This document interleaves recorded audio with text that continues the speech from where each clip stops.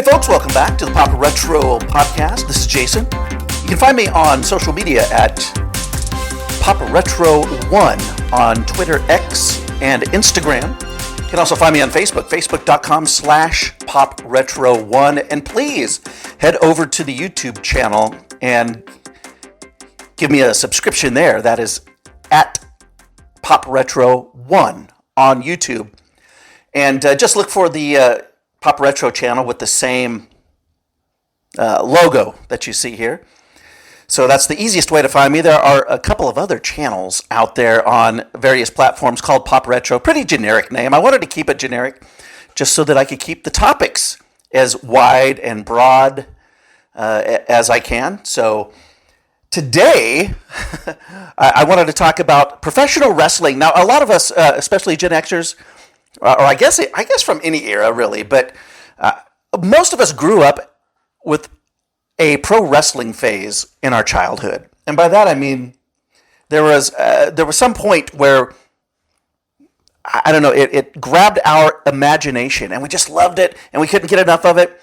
And most of the people that I know growing up in the 80s as a kid really, really loved professional wrestling at one point. And the reason why, of course, was because the 80s was that main big wrestling boom where the WWF went national and it became a national concern, basically. You had all the territories back in the day. For me, it was the Pacific Northwest territory, and my Mom and I used to watch Portland Wrestling. It was a show syndicated out of Portland, Oregon, and we would watch that every week. And I was really little. This was real early 80s, and my memories from that are like Billy Jack Haynes and Rip Oliver, and that was a fun time. But my memories are really, really vague. There were a lot of stars that came through there that I don't really remember going through there, just because I think I was just way too young. But those two with the big feud in the early 80s, Rip Oliver and Billy Jack Haynes, I really do remember. And my mother has a photo of herself with Billy Jack Haynes when the Pacific Northwest Wrestling came to our little rural town and put on a show at the local fairgrounds. And so I think my grandmother and my aunt and my mom went, I think, is the story.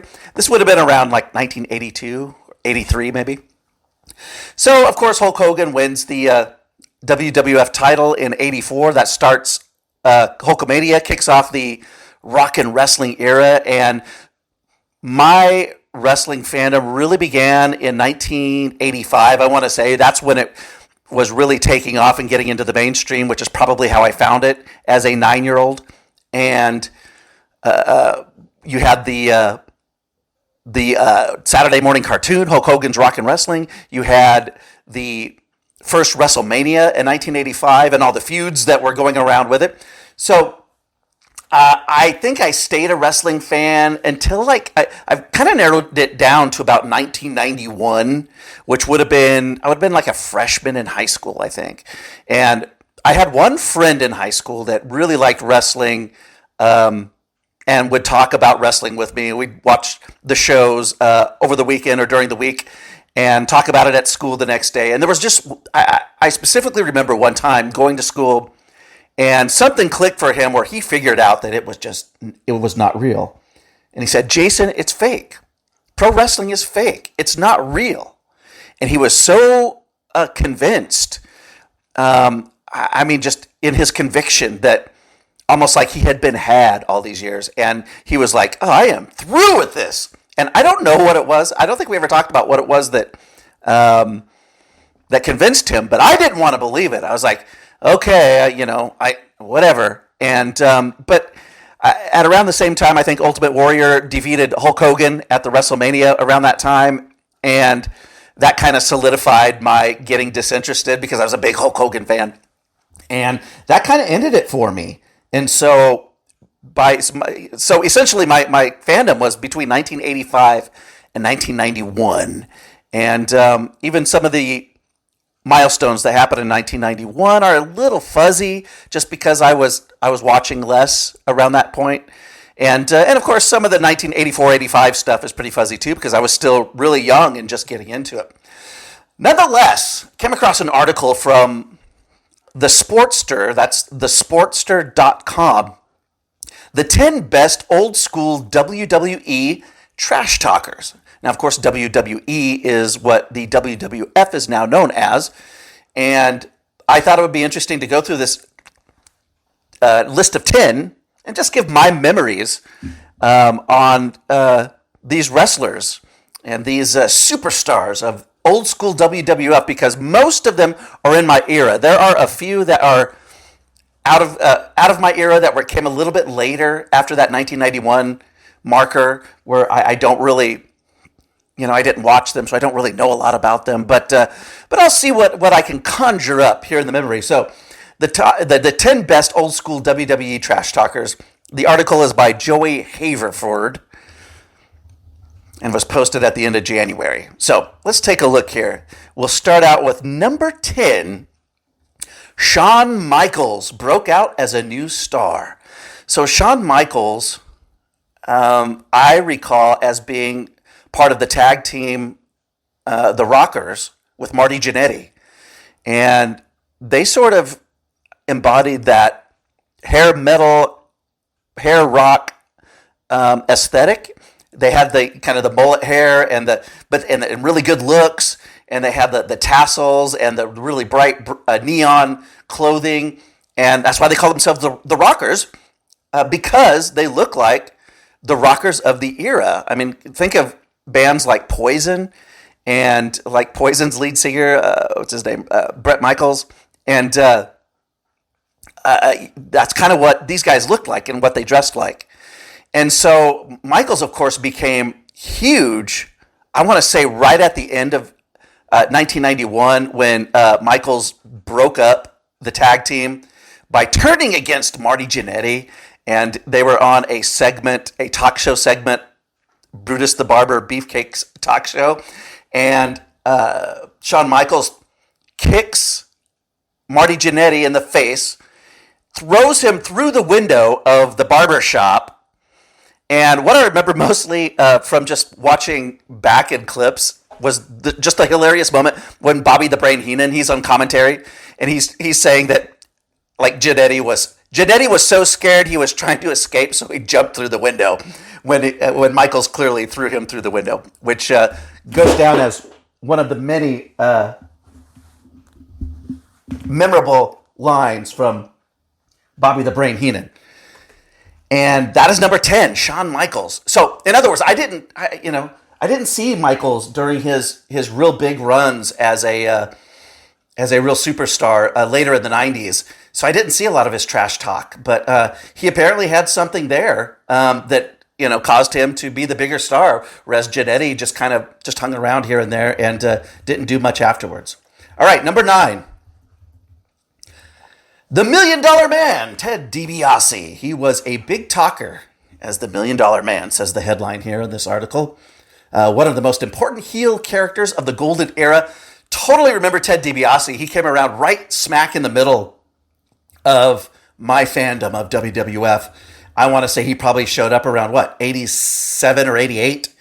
And there was something about the fact that he could come in and play this character who's like just this rich dude, and nobody could touch him, and he had enough power that he could actually like create his own championship. It's like he had the $1 million belt.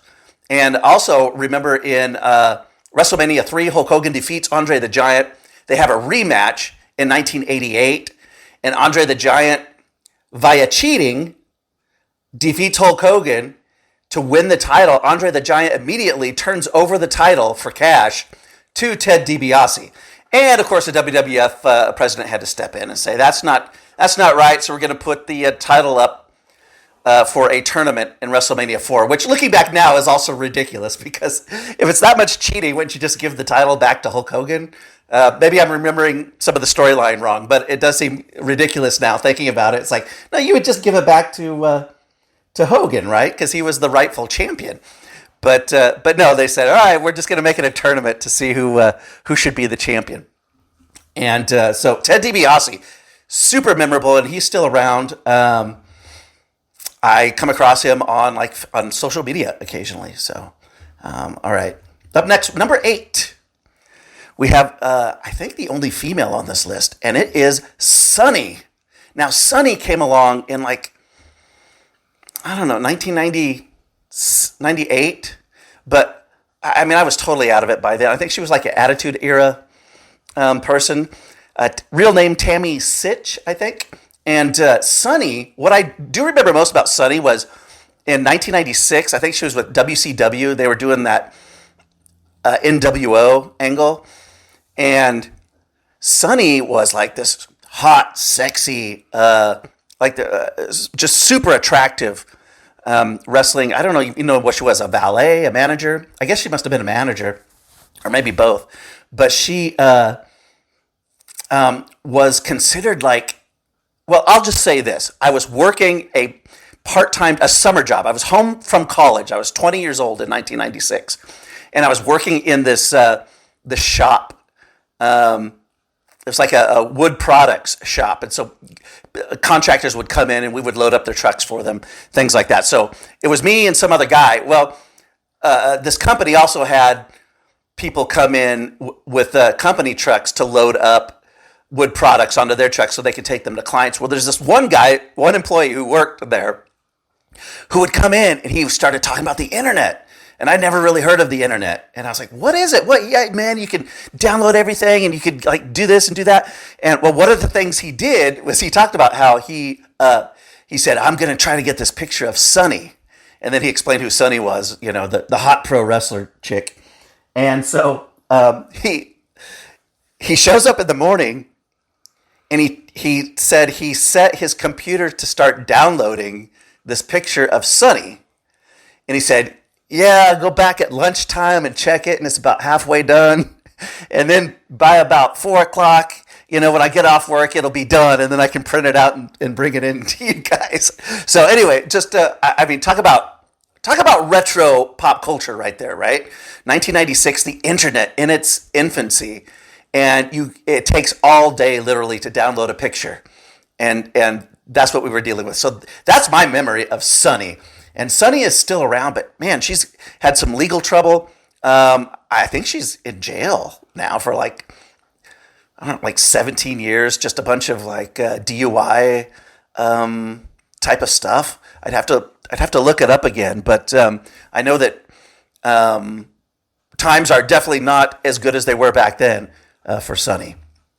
All right, up next, number 7, another one that was a little after my time, and that is Razor Ramon. And that was the gimmick that Scott Hall brought. Apparently, he brought the gimmick himself to Vince McMahon.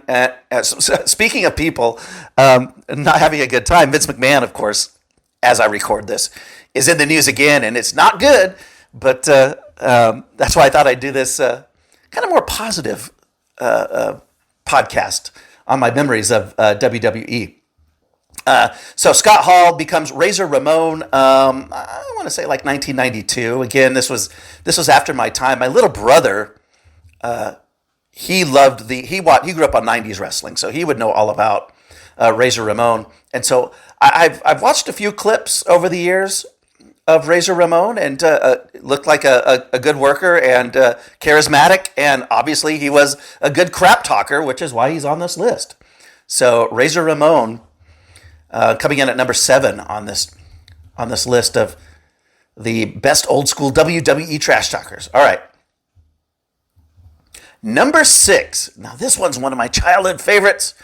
It is Ravishing Rick Rude, who had crowds hating him before the bell rang. And what I remember about Rick Rude, it was he'd come out and he'd be like, all right, cut the music. What I'd like to have right now is for all you ugly, sweaty, fat loser pigs. Keep the noise down while I take off my robe and show the ladies what a real man looks like.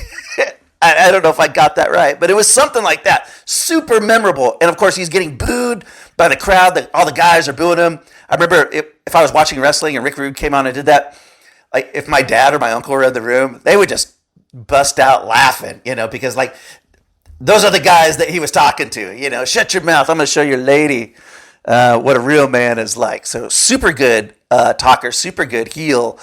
And that was obviously evident by just the way that he got booed by the crowd anytime you saw him and he took the mic. So he was definitely like just a ladies' man. He would come out with like, he'd have his tights were custom made for a lot of his bouts. And so he would come out with like, I remember one of the big ones was he would come out with Jake the Snake Roberts' wife, like art of his wife on his tights, just to kind of further taunt his opponent and taunt the crowd. And so that was pretty cool. All right, number 5. Now, I didn't see a lot of this guy's run in WWF because, it came later. But he, of course, was the NWA WCW World Champion for so long when I was a kid that, of course, I knew who Ric Flair was, coming in at number 5 here. And according to the article, it says Ric Flair's first WWE run showed why his talking skills were loved. But even having not watched Ric Flair during his WWF time, aside from YouTube clips later on with some of his matches, I mean, obviously, he was one of the best talkers ever, one of the best heels and trash talkers ever. And you could see that during his time as the champion, all those years watching WTBS, NWA shows. And so, which is what I did when I was, again, a wrestling fan growing up. If WWF wasn't on, I was trying to find whatever the other show was that was on. And often that meant WCW/NWA, basically the old territories, the old territorial wrestling that was on TV, and that was a lot of fun too. So Ric Flair, according to the article here, says Vince McMahon was impressed enough to make him WWE champion. I don't know. I think he probably would have been champion anyway because they eventually had to bring him in and kind of make a splash, right, and make people know that, hey, we're taking Ric Flair seriously because we have to, because of his notoriety for who he is and what he stands for all those years as the champion of basically the other big promotion in the United States for so many years. All right, number 4. So this one I just mentioned on somebody else's description. But number 4 in this article is Jake the Snake Roberts, who showcased a new side of heel characters. Man, Jake the Snake was scary when I was a kid because mainly because of the snake. I didn't like snakes. I still don't really like snakes. I mean, I like snakes, but I don't want to hold a snake. I don't want to have a snake as a pet. But he would bring the snake to the ring. He would DDT his opponent, which is a move where he pounds your head right into the mat, and that's how he'd finish matches. And then he'd break out that snake, the snake Nathan Damien, and he'd roll that snake all up, and he'd put the snake on his passed out opponent in the ring, and that's scary for a 10, 11-year-old kid. I think it was WrestleMania 2 when he was really new to the promotion. And I don't remember who he battled. I just remember the guy he beat at WrestleMania 2. He gave him a DDT, knocked him out, pinned him. Then he gets Damien the Snake out of the bag and then puts the snake, kind of wraps the snake around this guy's neck and head. And this guy starts coughing up this white foam, and obviously the snake's trained and it's not doing anything, and the snake's just kind of laying there, but it gave the impression to a kid that this snake was choking this, squeezing and choking this guy out because this white stuff's coming out of his mouth. So probably couldn't have gotten away with that on one of the regular TV shows, but they definitely were able to do it on the pay-per-view on WrestleMania 2, which actually I think was like a closed what do you call it, closed circuit thing. It was before they did actual. I think WrestleMania 3 was the first pay-per-view that people could get on cable in their homes, but definitely not something that was being publicly aired on one of their syndicated or cable TV shows. So, or on Saturday night's main event on NBC, because that was pretty graphic. So, and of course, Jake, the Snake Roberts, one of the great trash talkers, of course, he was very subdued and laid back, and he was one of those talkers that when he spoke, he was so intense, almost sociopathic in the way that he spoke, and which inspired a lot of wrestlers after him, because you kind of believed what he was saying. It's like, oh, geez, this guy really is going to kill me. And then put the snake on me. All right. We got 3 more here. Number 3. Can you guess who the top 3 are? So we got 3 left. And this first one of the top 3. The Macho Man, Randy Savage. That's right. Okay. Randy Savage became the second biggest Golden Era superstar, according to this article. And I think that is correct. I think after coming to the promotion, he quickly worked his way up. And I think a lot of Savage's appeal was just that he sort of, what he was in real life, he brought into the ring with him. In other words, who you saw as Randy Savage, the wrestler, was in large part who Randy Savage, the actual guy, was. He kind of was a macho guy. And from things that I've read, he kind of, was kind of protective of his wife, Miss Elizabeth, who was not only his on-screen manager and wife, it was his real-life wife. And so there was a lot of crossover between real life and the storyline fantasy world of the WWF. And so, he had that voice that was unmistakable and was able to just really, really ramp up those interview promos to really come off as one of the best superstars. So he could talk, he had a good look, and he had that great in-ring work. He was high-flying, he had the elbow smash, which, by the way, still looks great whenever I watch an old Randy Savage match. When he comes off the top rope, now I know he's not actually hitting the opponent, or not hitting him very hard or something. And I guess you got to give the opponent laying there some credit for selling the elbow drop. But that thing still looks real to me. I've watched some of those over and over again. And it's like, man, he did that so well, because I'm trying to put it in slow motion, and it's looking like he's hitting his opponent right below the neck, right at the top part of the chest. And it looks like it's going to knock the wind out of the opponent, which is the illusion that they're selling. And so that move still looks very impressive today. I mean, even Hulk Hogan's leg drop, a lot of people give the leg drop a lot of crap, but the way that the opponent sold that really make it look like that, a guy that big dropping a leg, right across your neck and the top of your chest, I bet you that would knock would knock the wind out of you enough for a 3 count too. So, or very possibly. All right, that's Randy Savage, number 3. Number 2, best old school WWE trash talkers. The rare non-wrestler that thrived at trash talk, according to this, Bobby the Brain Heenan. That's right, folks. Bobby Heenan, who actually was a wrestler back in the 60s and into the 70s, I think. So technically not 100% true, but he was certainly just a manager by the time he was in WWF, and during this golden era especially. WWE benefited from Heenan working in various heel on-screen roles, according to the article, which is true. Bobby Heenan was maybe, I don't know, between him and Jim Cornette, probably the best manager ever. I mean, back then you had to really, you couldn't, you weren't a wrestler, so you weren't getting over with your in-ring ability and beating people, so you had to be kind of the mouthpiece for whoever you were managing.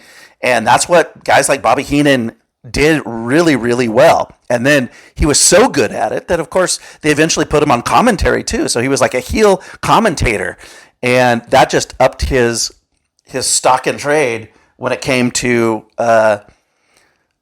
being a golden era trash talker.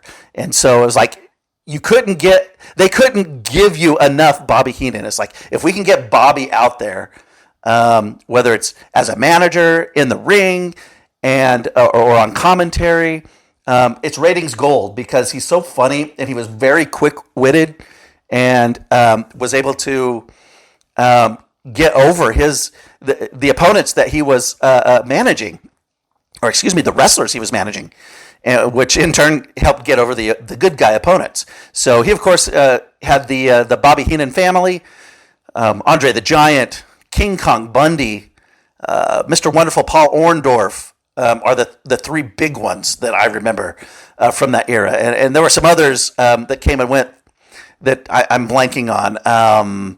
I think Hercules Hernandez was in there for a while. And was Rick Rude in there? Was Rude managed by Heenan? I can't remember. But a lot of those guys were good talkers in their own right. They probably didn't need a manager to do the talking for them, but he was so good that it was easy to have like a WWF stable of bad guys, and so Heenan was the right guy to be the head of it. All right, we're at number 1. Who have we left off the list of the best old school WWE trash talkers from the golden era? And that is, of course, the original 1985 trash talker, Rowdy Roddy Piper, who revolutionized the heel character. Trash talking made him WWE's number 1 villain at an important time, says the article, and that's true. WWF needed a guy like Hogan to really amp up that all-American good guy role that everybody was looking for in the mid-'80s. And they really needed somebody who was brash and smartass and quick on his feet, and somebody that could really make a stadium full of wrestling fans hate him. And so, because without that, the Hogan thing doesn't work nearly as well, right? And they found their man in Roddy Piper. And Piper was he was on the cartoon, the Hulk Hogan's Rockin' Wrestling cartoon in 1985. And Roddy Piper was so good that he never lost until way later on, until way after this era even. Hulk Hogan never beat him clean. It was always a disqualification or some sort of a silly wrestling finish. And so Roddy Piper always kept kind of his status as somebody who never really got beaten. And whereas Hulk Hogan, he beat Andre the Giant. He beat King Kong Bundy in the WrestleManias. He beat Randy Savage. He beat all these guys. But Roddy Piper, except for by disqualification, he never did beat. And even in WrestleMania 1, it was a tag team. Roddy Piper and Paul Orndorff versus Hulk Hogan and Mr. T. And, it was the finish involved, if I'm trying to remember back, it was Cowboy Bob Orton, who was in Piper and Orndorff's corner. He came over to try to whack, I think, Mr. T on the head or something. He was being held back, and T moves out of the way, and Orton accidentally nails Paul Orndorff. Orndorff goes down, and I don't remember who pinned him, Mr. T or Hogan pinned him, and that's how it ended. So, again, Piper, didn't end up taking the loss clean. And then later on, was it WrestleMania 2 that they did the boxing match, Mr. T versus Roddy Piper? Or was that one of the other kind of big events in between? I can't remember. But even the boxing match between T and Piper ended with Piper getting frustrated, picking up Mr. T and body slamming him, thus disqualifying Roddy Piper. And so Piper ends up, of course, not taking an actual clean loss, which just added to his trash talking status, because it's like, you know what? you're probably going to beat me and I'm not going to let you, even if that means disqualification. And so that's what he would do. He would just go out and get disqualified. He's like, screw you, I'm not losing to you. I'm going to just get my licks in illegally and leave the frickin' auditorium. So that's how he did it. That's how Roddy Piper did it. And that's probably why he's placed at number 1 on this list. And this type of stuff is it's somebody's opinion. It's this author's opinion. So it's a pretty good list of the top 10. I was trying to think who else would I put on there. And somebody that I feel could have or should have or would have been on my list is another non-wrestler basically at that time, and that is Jesse the Body Ventura. I think Ventura was one of the greatest trash talkers of that era, beginning from the time I started watching heavily in 85, clear up until the end in like 91. And when I watch clips of WWF, WWE programming after he left, it's like no comparison. They could never find another Jesse the Body Ventura. And anytime I read comments from people, like on a YouTube video, who just hate Jesse Ventura, never could stand Jesse Ventura or something of that nature, it just reminds me of, well, that makes sense because he was that good. The fact that you hate him probably says something because people either loved him or hated him. And that was because, why? He was a great trash talker. So that's the only one I can think of right off the top of my head who was huge in that era that probably would have been on my list of top 10. So there you have it, the best old school WWE trash talkers, a list of 10 from thesportster.com. And you can go and read the article. I linked to it in the description of this podcast. And see, you can read more. The author puts down his thoughts, which I wasn't reading out. I was just basically giving you my thoughts and memories on these wrestlers as I went along. So that's going to do it for this edition of the Pop Retro Podcast. Again, head over to the YouTube channel, youtube.com/@PopRetro1, or go to YouTube and just type in @PopRetro1. I think that will bring me up, and just match up just find the same logo as that you see here on the podcast. If you're listening to this on YouTube, you should be able to find the Pop Retro Podcast on whatever your podcast app of choice is. This is an audio podcast, so if you like listening on your audio app, then go give me a subscription over on your favorite audio app. I don't know if it's up on all of them yet. I do know that it's up on Spotify because that's what I use for my podcast, so it's up on there. So anyway, thanks for joining me, and I will catch you next time right here on the Pop Retro Podcast.